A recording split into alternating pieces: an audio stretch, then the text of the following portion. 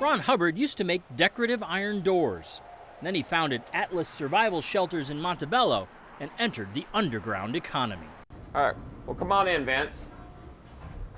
All right, so the way this worked, we just came through a decontamination room.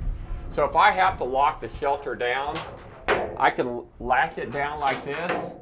And when I have the weather stripping in there, we have, hear how the sound changed? We have an airlock in here now. Ron's models go from backyard shelters to monsters like this one, with water tanks, air filtration systems, food storage, and more. When you come in, you got a flushing toilet, you got a shower at the bathtub, you got a vanity, and then immediately you come around the corner here, and this is what we call the bunk room.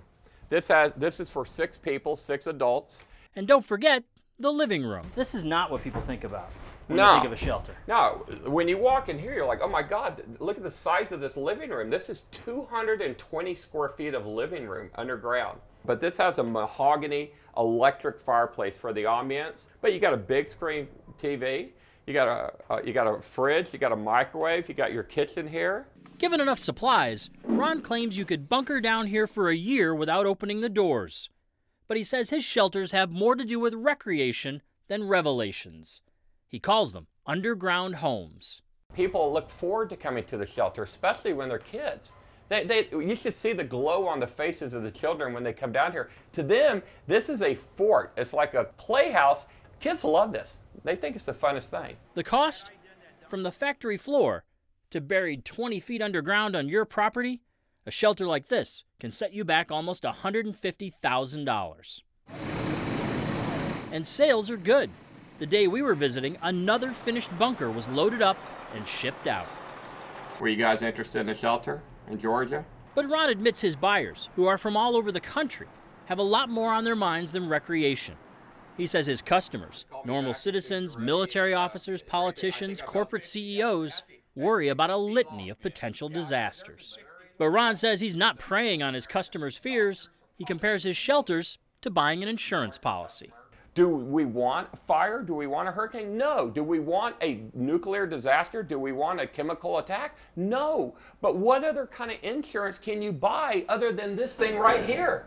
You can't buy anything else. So if you got the money, this is the only insurance policy that you can buy in this world to protect yourself. It is better to have a shelter and be 10 or 15 years early than to be 1 second late. In Los Angeles, there's earthquakes, there's the possibility of civil unrest, there's food chain disruptions.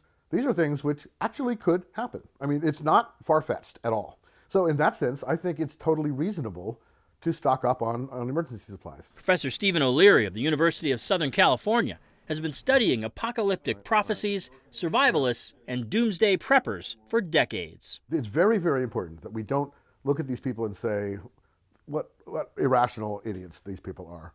There is a rational core at that, but it's mixed in with some very irrational beliefs. Prepare for disaster. That's reasonable.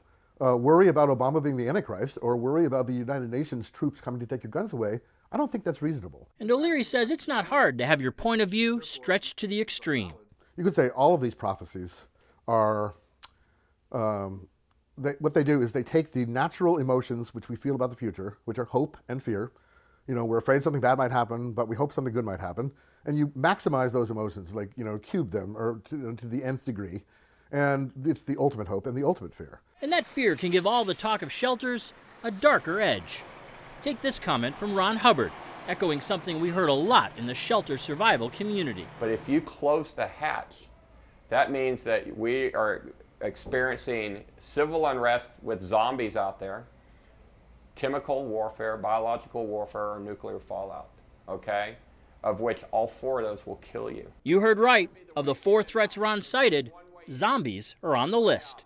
To him, people who didn't invest in a shelter are a potential threat. When I hear people mention zombies, I don't think of The Walking Dead like the television series. I think of the people that aren't prepared because they don't think anything can happen, and they're going to be looking around for the government to give them food and water, but the government's not going to be there. No one's going to be there. The zombies will be knocking on your door. And you know, they may not want to eat your brains, but they want to eat your freeze-dried rice. There's also a sort of glee in the possibility of catastrophe. And Hollywood has sort of given us the pleasure of catastrophe. In every one of these movies, the iconic monuments, they are totally broken up like matchsticks. And for some reason, we like that. For SoCal Connected, I'm Vince Gonzales. The first end of the world prediction was in 634 BC. There have been hundreds since then. So far, they've all been wrong.